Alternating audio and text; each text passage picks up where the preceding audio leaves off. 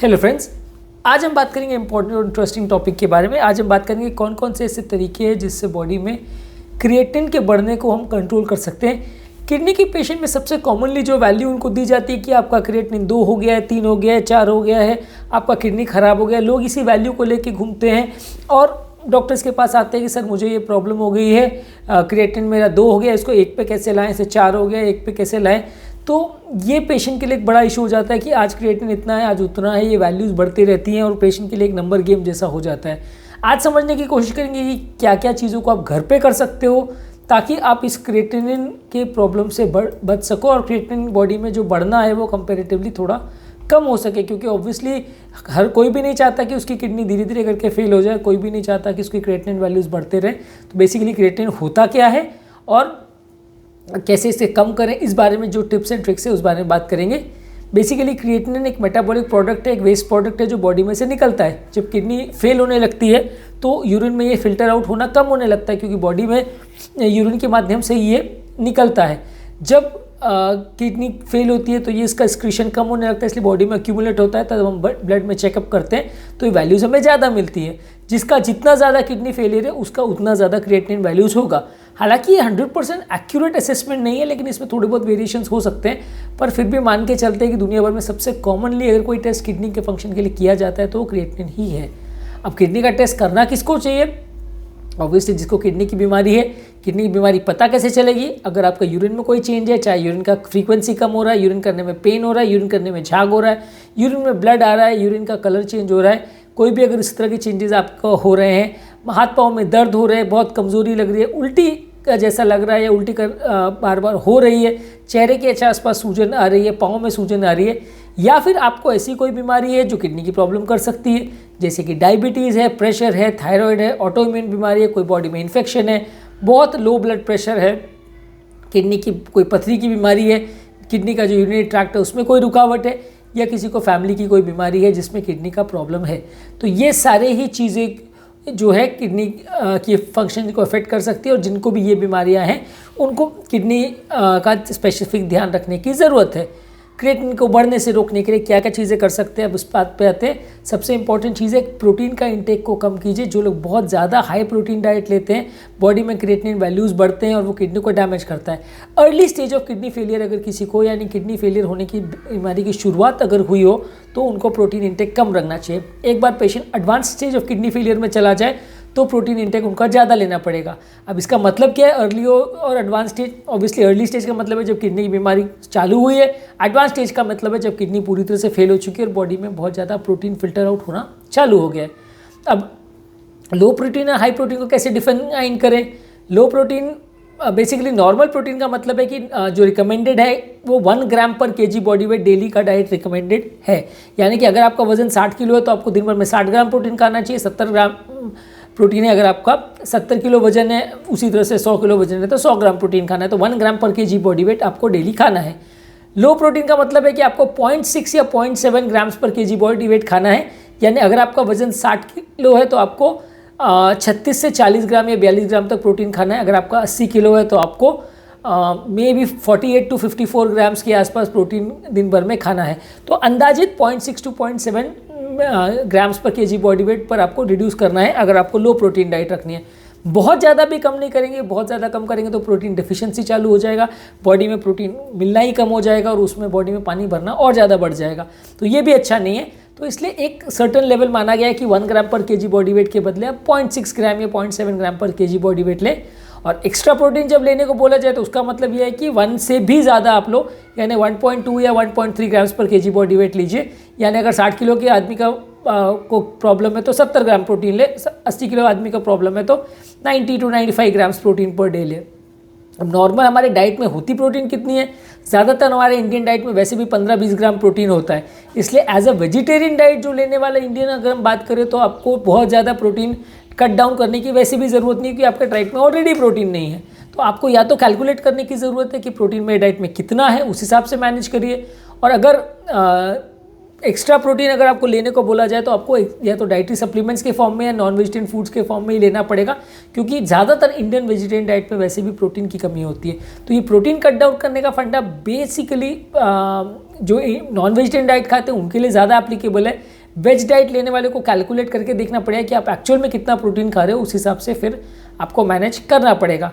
अगर आप बहुत ज़्यादा रेड मीट्स या एनिमल मीट्स ले रहे हैं तो उससे आप वेजिटेबल फूड्स ले सकते हैं, सूप वगैरह ले सकते हैं, वेजिटेबल ब्रॉथ ले सकते हैं जो इसमें प्रोटीन कंटेंट ज़्यादा होता है। अगला एक इंपॉर्टेंट इशू है कि जो लोग जिम जाते हैं उनको क्रिएटिन सप्लीमेंट्स दिया जाता है। क्रिएटिन नॉर्मली एक प्रोडक्ट है, प्रोटीन है जो लिवर में बनता है। क्रिएटिन अगर जो लोग खाते हैं जिम में प्रोटीन सप्लीमेंट्स के फॉर्म में, वो बॉडी का मसल बढ़ाता है, लेकिन अगर आपको किडनी फेलियर और खासकर early stages of kidney failure है तो आप अगर ये खाएंगे तो एक्स्ट्रा क्रिएटिन जो आपकी किडनी में फिल्टर होगा, किडनी को डैमेज करेगा। तो आपको जिम अगर आप जा भी रहे हो तो प्रोटीन में क्रिएटिन पाउडर नहीं लेना है, कुछ और सोर्स ऑफ प्रोटीन ले सकते हैं, पर बहुत ज़्यादा प्रोटीन तो वैसे ही मत लीजिए अगर आपको किडनी का प्रॉब्लम है। नेक्स्ट इंपॉर्टेंट टिप है फाइबर युक्त चीज़ें ज़्यादा खाइए। Fruits, vegetable, whole grains, legumes, ये सब चीज़ों में फाइबर होता है। फाइबर सबको खाने की ज़रूरत है। इनफैक्ट मैं आज तक जितने भी डाइट रिलेटेड वीडियोस किए, इनवेरिएबली हर बीमारी में अगर आपको कोई भी प्रॉब्लम है तो फाइबर आपको ज़्यादा खाना ही है, चाहे वो BP, sugar, cholesterol, heart related problem हो, हार्ट अटैक हो, सब चीज़ों में फ़ायदा ही करता है। तो फाइबर युक्त चीज़ों को ज़्यादा खाइए। इसका ये मतलब नहीं है कि बाकी सब चीज़ों को आप इग्नोर कर दें, और इसका ये मतलब नहीं है कि फ्रूट्स में और बाकी सारे जो कार्बोहाइड्रेट वगैरह भी अंदर जाता है उसे आप इग्नोर कर दें। सब्जियों पर ज़्यादा फोकस करें, फ्रूट्स में सिलेक्टेड फ्रूट्स लें जिसमें फाइबर कंटेंट ज़्यादा है। अंकुरित चीज़ें, स्प्राउट्स, ग्रेन्स, लेग्यूम, ये सारी चीज़ों पर ज़्यादा फोकस करें। फ्रूट्स में सिलेक्टेड फ्रूट्स खाइए, बहुत ज़्यादा नहीं, क्योंकि उसमें कार्बोहाइड्रेट भी साथ में काफ़ी ज़्यादा जाता है। मैं तो ज़्यादातर पेशेंट्स को यही कहता हूँ कि सब्जियों पर ज़्यादा फोकस करें। दालों पर और सब्जियों पर सबसे ज़्यादा फोकस करने से आपको फ़ायदा मिलेगा। नेक्स्ट इंपॉर्टेंट और बहुत ज़्यादा वैल्यूएबल चीज़ है कि पानी ज़्यादा पीजिए। डिहाइड्रेशन किडनी की बीमारियों के लिए बहुत ज़्यादा घातक माना जाता है। इनफैक्ट डिहाइड्रेशन की वजह से ब्लड प्रेशर जब ड्रॉप होता है तो सिर्फ उसकी वजह से भी किडनी फेल हो सकती है। तो आपको डिहाइड्रेशन से बचना है, पानी ज़्यादा पीना है। अगर आपको कोई और बीमारी भी है साथ में, जैसे कि हार्ट फेलियर वगैरह, तो आपको के डॉक्टर के साथ डिस्कस करना पड़ेगा कि आपको कितना पानी लेना है। पर अगर कोई बीमारी नहीं है तो आराम से आप दिन भर में 3 से 4 लीटर तक पानी पी सकते हैं, और पीना चाहिए अगर आपको किडनी का प्रॉब्लम है तो, क्रिएटिनिन वेल्स को बढ़ने से रोकना चाहते हैं तो।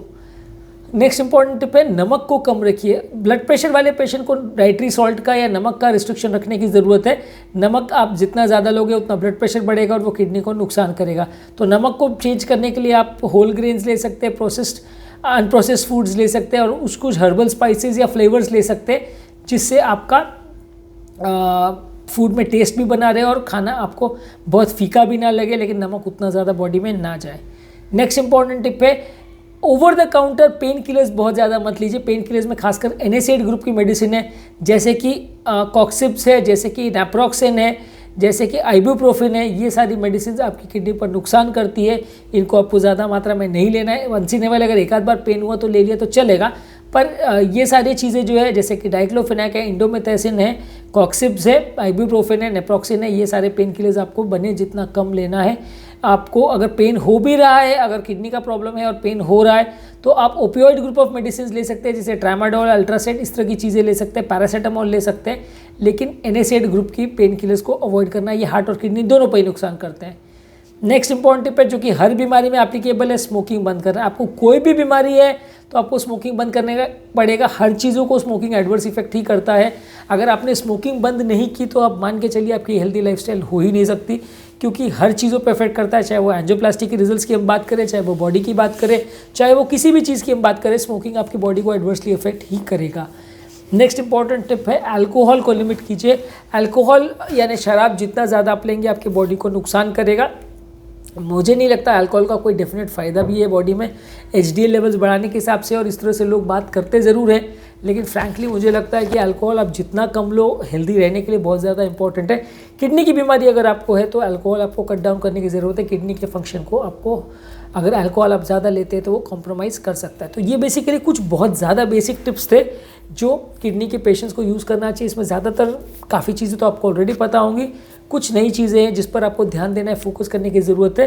क्रिएटिनिन लेवल्स को कम करने के लिए या डाइट में क्रिएटिनिन क्या क्या चीज़ों से बढ़ सकता है, इस बारे में ऑलरेडी हमने वीडियोस किए जो कि अपने चैनल पर देख सकते हैं। इस बारे में और डिटेल वीडियोस भी हम अपलोड करने वाले हैं, तो आप उन पर भी ध्यान दे सकते हैं। ये आज का टॉपिक खाली बेसिक चीज़ों पर था जो क्रिएटिनिन वैल्यूज़ को अफेक्ट कर सकते हैं।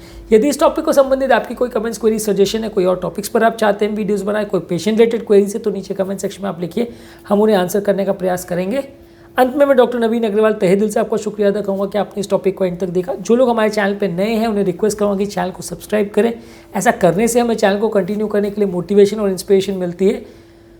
यदि आपको हमारे चैनल पे कोई स्पेसिफिक कंटेंट देखना है जिसमें आप एक पर्टिकुलर बीमारी के बारे में देखना चाह रहे हैं, जानना चाह रहे हैं, तो उससे रिलेटेड जो हमारे चैनल पे बीपी, शुगर, कोलेस्ट्रॉल, किडनी की बीमारी, पेट की बीमारियाँ, heart attack, heart failure, diabetes, hypertension, सबके प्लेलिस्ट है।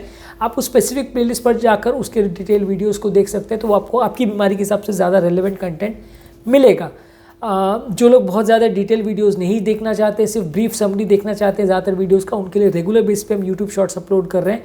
आप उसको देख सकते हैं और वो भी सारे प्लेलिस्ट में डिवाइडेड है, तो उनको देख के उनका फ़ायदा ले सकते हैं।